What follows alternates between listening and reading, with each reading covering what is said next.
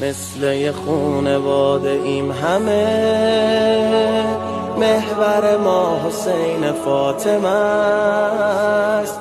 همه باشیم برا امام حسین، امام حسینی که برا همه است.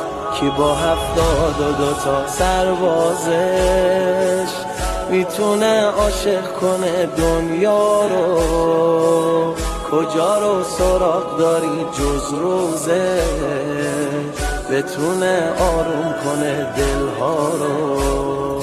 نقطه اشتراکمون امام حسینه، نوشته پلاکمون امام حسینه، ما نوکران ملاکمون امام حسینه، ما نوکران ملاکمون امام حسینه.